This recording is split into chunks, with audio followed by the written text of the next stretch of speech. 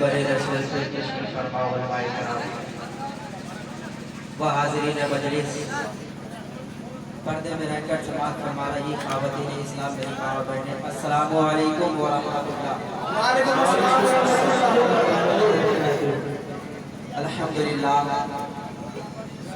अल्हम्दुलिल्लाहि रब्बिल आलमीन वल आक़िबतु लिल मुत्तक़ीन वस्सलातु वस्सलामु अला सय्यिदिल मुरसलीन व अला आलिहि व अस्हाबिहि तरीक़, अम्मा बाद। फ़अऊज़ु बिल्लाहि मिनश शैतानिर रजीम, बिस्मिल्लाहिर रहमानिर रहीम। क़ुल ला असअलुकुम अलैहि अजरन इल्लल मवद्दता फ़िल क़ुरबा। सदक़ल्लाहुल अज़ीम व सदक़ रसूलुहुन नबियुल अमीनुल मतीनुल मुईनुल मुबीनुल करीम। व नहनु अला ज़ालिका लमिनश शाहिदीन व शाकिरीन वल्हम्दुलिल्लाहि रब्बिल आलमीन। या खुदा बहरे जनाबे मुस्तफ़ा इमदाद कुन, या रसूल अल्लाह अज बहरे खुदा इमदाद कुन, या शहीदे करबला या दाफ़ई करबो बला, गुल रुखा शहज़ादाए गुलबो हवा इमदाद कुन। गौसे आज़म बेमनो बेसरो साबा मदद दे, क़िबलाए दी मदद दे, काबाए ईमा मदद दे, बगिरदा बे बला उस्ताद कश्ती मदद कुन या ख्वाजा वाइनती। बलगल उला बि कमालिही कशफत तुझा बि जमालिही हसनत जमीओ शिफालिही सल्लु अलैहि व आलिही। करूँ तेरे नाम पे जा फिदा, न बस एक जा दो जहां फिदा, दो जहां से भी नहीं जी भला करूँ क्या करोड़ों जहां नहीं। अज़ीज़ाने मिल्लत इस्लामिया, आइए सबसे पहले हम और आप मिलकर आका नामदार मदीने के ताजदार हुज़ूर अहमद मुस्तफ़ा प्यारे मोहम्मद मुस्तफ़ा सल्लल्लाहु अलैहि वसल्लम की बारगाह अक़दस में दुरूद व सलाम की डाली निछावर करें और झूम झूम के दुरूद पाक पढ़े। अल्लाहुम्मा सल्ली अला सय्यिदिना शफ़ीना हबीबिना मौलाना मुहम्मद बारिक व सल्लिम सल्लल्लाहु अलैहि वसल्लम।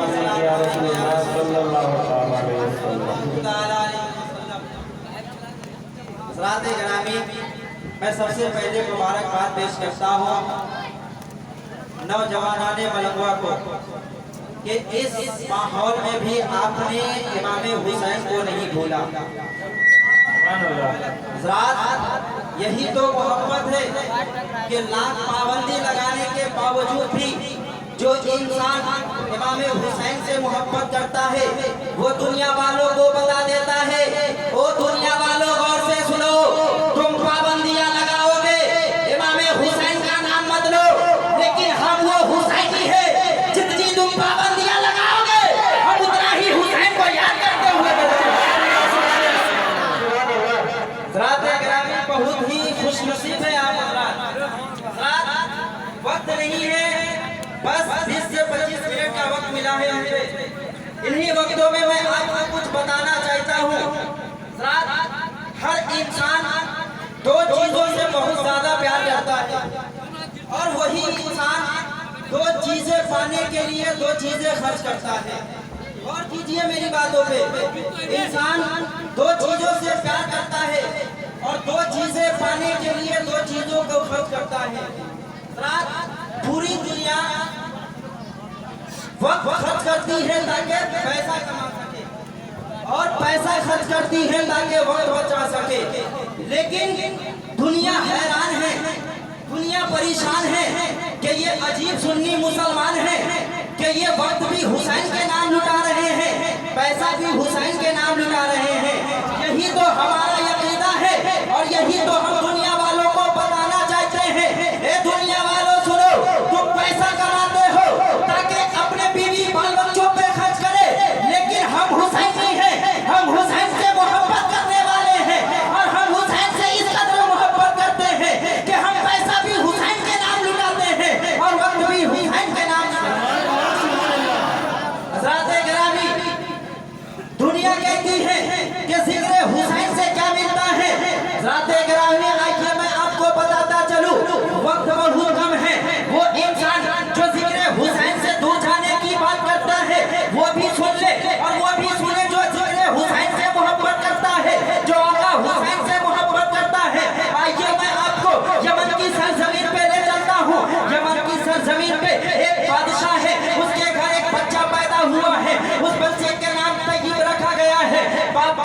साल के बाद जब वो बच्चा इस लायक हुआ कि बादशाहत को संभाल सके, कुर्सी तख्त पे वो बच्चा बैठा है, वो नौजवान तख्त पे बैठता है।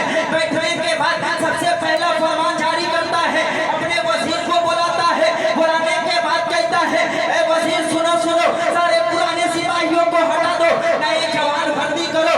वजीर ने कहा था, ए बादशाह आखिर मामला क्या है? तो बादशाह ने कहा था, ये बूढ़े काम नहीं आते हैं, जंग में नौजवान काम आया करते हैं। और बादशाह ने कहा था, ए वजीर जब भर्ती बंद हो जाए, जब भर्ती कर ली जाए, सारे सिपाहियों के हाथ में तलवार दे देना, सबको घोड़े पे सवार कर देना और मुझे खबर करना। वजीर ने कहा था, आका आखिर मामला क्या है? तो बादशाह ने कहा था, मैं अपनी फौज को देखना चाहता हूँ। किया यही गया, सारी फौज को सजा दी गई, हाथों में तलवारें दे दी गई, सबको घोड़े पे सवार कर दी गई। वजीर ने जाके बादशाह से कहा था, ए बादशाह चल के फौज का नजारा कर ले। बादशाह सईद जो है अपने घर से बाहर निकला है। घर से बाहर निकलने के बाद अपनी फौजियों की तरफ नजर दौड़ाता है। नजर दौड़ाने के बाद दिल में कुछ ख्याल आता है, जमीन पे बैठता है, दिल में और कुछ ख्याल आता है, आंख में आंसू आते हैं, जमीन पे गिरता है, बेहोश हो जाता है। कुछ दिनों के बाद, कुछ घंटों के बाद होश में आता है। वजीर वही वजीर है, अर्ज करता है, हुजूर अगर जान की माफी हो तो कुछ पूछना चाहता हूँ। बादशाह ने कहा था, पूछना चाहता है? तो वजीर ने कहा, बादशाह तू भी बहादुर है, तेरा बाप भी बहादुर था, तेरा दादा भी बहादुर था, तुझे तो अपनी फौज को देख के इतराना चाहिए था, तुझे तो घमंड आना चाहिए था, लेकिन तू अपनी फौज को देखकर बेहोश हो गया। तो बादशाह ने कहा था, ए वजीर मतलब ये नहीं है कि मैं अपनी फौज को देख के डर गया, नहीं ऐसी कोई बात नहीं है।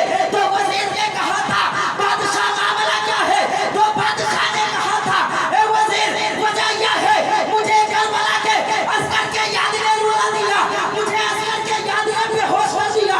वजीर ने कहा, हुजूर क्या याद? तो बादशाह ने कहा था, ए वजीर सुनो, जब मैंने अपनी फौजों को देखा, मेरे दिल में ख्याल आया, काश मैं उस जमाने में होता जब करबला के इमाम का अस्कर प्यासा था, जब सकीना के हाथ में पानी का प्याला था। कसम खुदा की अगर मैं उस वक्त होता तो अपनी एक एक फौजी को हुसैन के कदमों पे कुर्बान कर देता। ए लोगों गौर करो, इमाम हुसैन से मोहब्बत देखो, मैंने आपका हुसैन का जिक्र छेड़ा है, गौर से समाप्त करना। वही तैयब नामी बादशाह है, तारीख में है 11 साल के बाद उस बादशाह का इंतकाल हो जाता है। इंतकाल होने के बाद घर वाले गुस्ल देते हैं, कफन पहनाते हैं, कब्रिस्तान ले जाकर दफन कर देते हैं। कुछ दिनों के बाद उसके रियाया का एक शख्स जो है उसी बादशाह को ख्वाब में देखता है। देखने के बाद क्या देखता है? बादशाह जन्नत की क्यारियों में टहल रहा है, बादशाह जन्नत की बहारों में टहल रहा है। वो इंसान कहता है, बादशाह जन्नत तो बड़ी आसानी से मिल गई, आखिर मामला क्या है? कौन सा अमल करके गया है कि जन्नत इतनी आसानी से मिल गई? बादशाहों के हिसाब तो बड़ी मुश्किल से हुआ करते हैं। तो बादशाह ने कहा था, ए वजीर न पूछ, आखिर मामला क्या है? तो उसने अर्ज किया, हुजूर बता दे ताकि मैं भी उस अमल को अपना लूं। तो बादशाह कहने लगा, ए सुनना चाहता है तो सुन, मेरे मरने के बाद मेरे घर वालों ने मुझे गुस्ल दिया, कफन पहनाया, इस शान से कब्रिस्तान लेके चले कि मुझे चलने का मौका न दिया, कब्र में इस शान से उतारा कि मुझे तकलीफ न हुई। और जब तख्ते डालने लगे, जब तख्ते रखने लगे, फिर वो बेरगती दिखाई, जब तख्ते रखने लगे किसी ने पलट के कफन की तरफ न देखा, जब मिट्टी डाली गई किसी ने पलट के कब्र की तरफ न देखा। मैं अपनी अंधेरी कब्र में डर रहा था, मैं घबरा रहा था कि मेरा मददगार कौन होगा। इतने में अल्लाह के हिसाब के फरिश्ते आते हैं, आने के बाद मुझे उठाते हैं, चेहरे से कफन को हटाते हैं और सवाल करते हैं, मन रब्बू का बता तेरा रब कौन है? मैं बादशाह कहता है, मैं परेशान था, आखिर मेरा मदद करने कौन आएगा? अभी मेरे आंखों के सामने अंधेरा था, अचानक से रोशनी फैल जाती है। मैंने क्या देखा? एक सवार घोड़े पे सवार होकर आया है, चेहरे पे नकाब पड़ा है और आकर फरिश्तों की कलाई को थाम कर कहा था, ए फरिश्तों इससे न पूछो, जो पूछना है मुझसे पूछो। ए फरिश्तों इससे सवाल न करो, जो सवाल करना है मुझसे सवाल करो। फरिश्तों ने कहा, जब अल्लाह ने इसके लिए भेजा है तो सवाल तुझसे क्यों किया जाए? जब अल्लाह ने इसके हिसाब के लिए भेजा है तो सवाल तुझसे क्यों पूछे? तो उस इंसान ने कहा था, ए फरिश्तों पहचानते नहीं मैं कौन हूँ? तो फरिश्तों ने कहा था, बता तो सही आखिर तू है कौन? वो खबर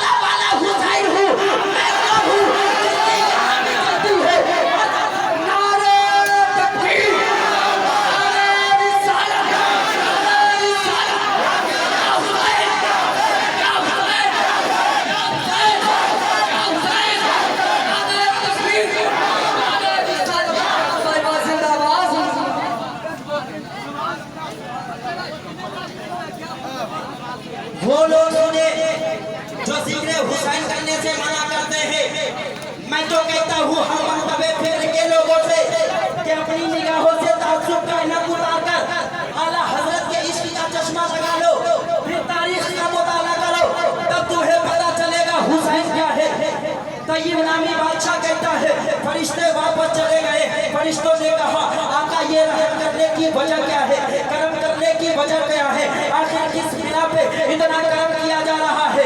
करबला के हुसैन ने कुछ जवाब न दिया। फरिश्ते वापस चले जाते हैं। वापस चले जाने के बाद आका हुसैन जब वापस जाना चाहते हैं, वो तय्यब नामी बादशाह दामन को थाम लेता है और अर्ज करता है हुजूर आखिर कौन सा अमल काम आ गया, आखिर मेरी कौन सी नेकी काम आ गई जिसकी बिना पर इतना रहम किया जा रहा है, करम किया जा रहा है। तो आका हुसैन ने कहा था ए तय्यब याद करो उस जमाने को जब तेरी फौज तेरी निगाहों के सामने खड़ी थी, तेरी ताकत जो है तेरी निगाहों के सामने थी। तुझे अपनी ताकत पे घमंड आना चाहिए था, तुझे अपनी फौजियों को देखकर इतराना चाहिए था, दुनिया वालों को चैलेंज करना चाहिए था कि मुझसे बड़ा ताकतवर कोई नहीं है।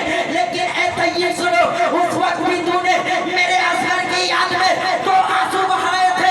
ए तय्यब सुनो, हम मुस्तफा के घर वाले हैं और मेरा ये वादा है जो मेरी मोहब्बत में तो आंसू बहाएगा, हम उससे इश्क करके आंसू बहाएगा, हम उसे यूं ही नहीं छोड़ेंगे, दुनिया में भी कामयाब करेंगे और मैदाने महशर में भी हाथ पकड़ के जन्नत में दाखिल करके। सुभान अल्लाह, सुभान अल्लाह।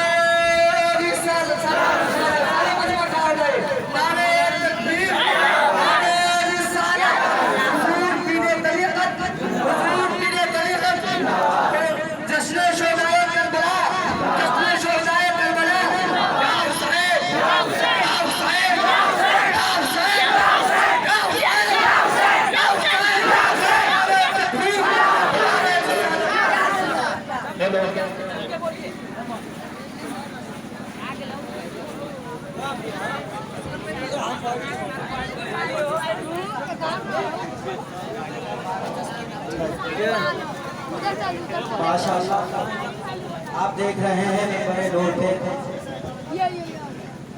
बावकार उलमाए करीम कलाम तशरीफ ला रहे हैं।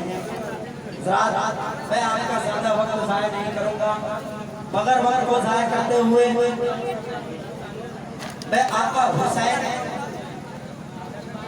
आज जो हम सरकार इमाम हुसैन से मोहब्बत करते हैं, आइए मैं आपके सामने कुछ बातें और रख दूं, उसके बाद मैं आपसे रुखसत हो जाऊंगा।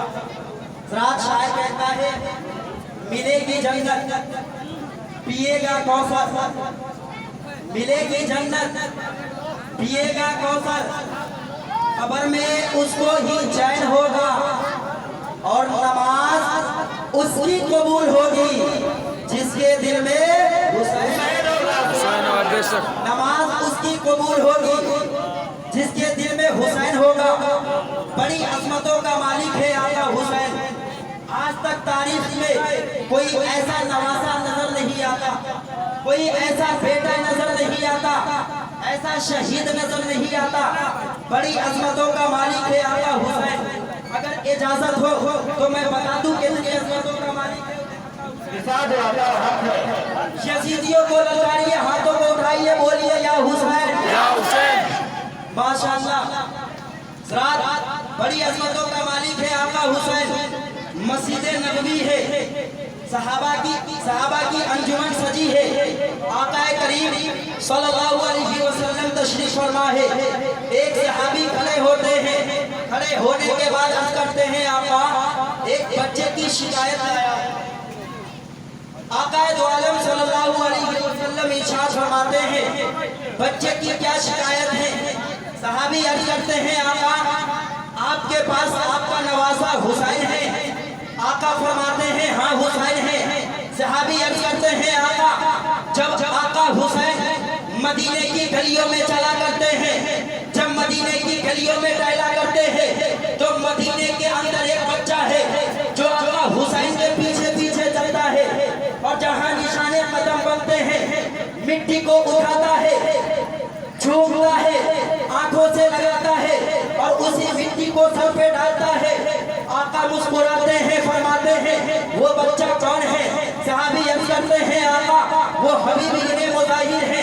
मेरे आका इरशाद फरमाते हैं जब बुला अल्लाह उस बच्चे को, सहाबी रसूल है, उस बच्चे के दरवाजे पे आते हैं, दस्तखत देते हैं, अंदर से आवाज आती है मंदम दरबार, दरवाजा किसने खटखटाया?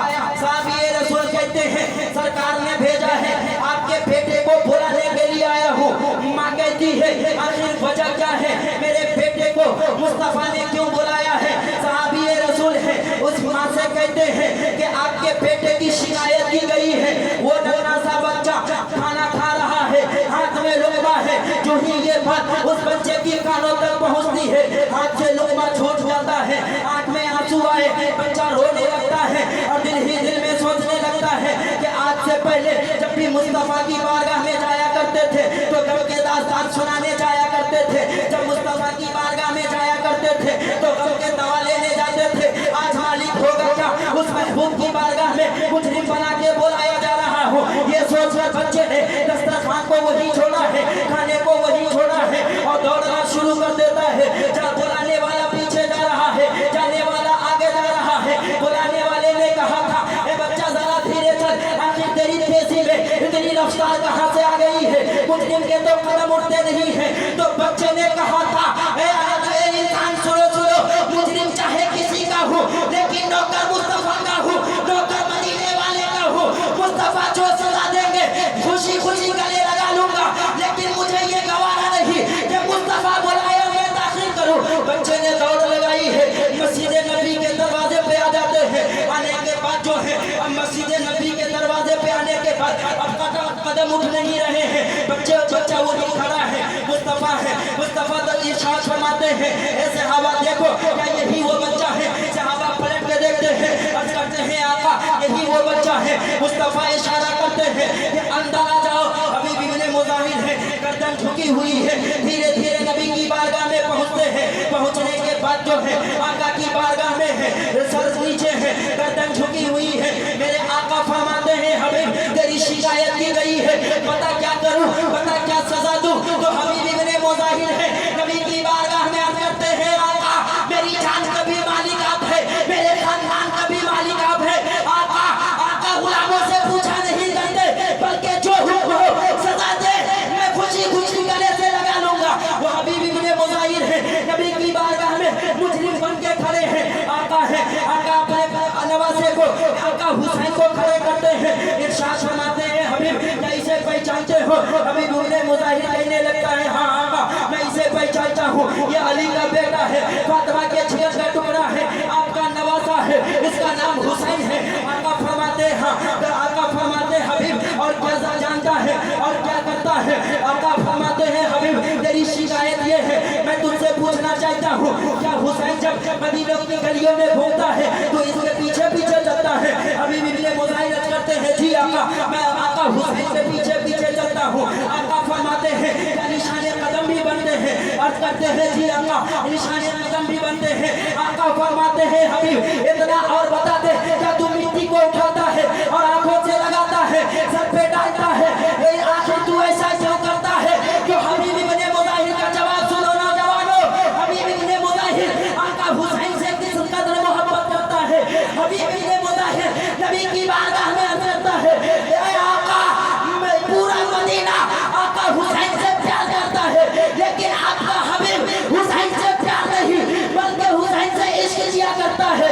और मैंने आपको फरमाते सुना है जो हुसैन से इश्क करेगा वो यहाँ भी कामयाब हो जाएगा और वहाँ भी कामयाब।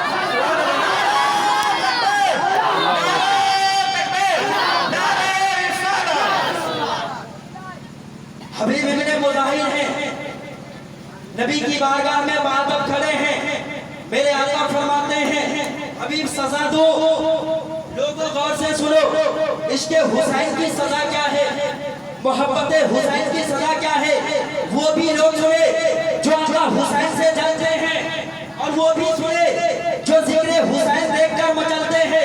हबीब इब्ने मुजाहिर हैं, नबी की बारगाह में खड़े हैं। आका फरमाते हैं हबीब आज तुझे सजा दूं। मुस्तफा खड़े होते हैं, हबीब इब्ने मुजाहिर की गर्दन झुक जाती है। मेरे आका इच्छा फरमाते हैं हबीब जरा सर तो उठा। जब हबीब इब्ने मुजाहिर सर उठाते हैं, मुस्तफा अपने बाजू को फैला देते हैं और इच्छा फरमाते हैं ए हबीब सोच तेरी सजा ये है तू मेरे हुसैन से इश्क करता है। मेरे हुसैन जब चलते हैं निशाने कदम बनते हैं, तू मिट्टी उठाता है, आंखों से लगाता है, सर पे डालता है। तो सुन तेरी सजा ये है ए हबीब इब्ने मुजाहिर, मैं वो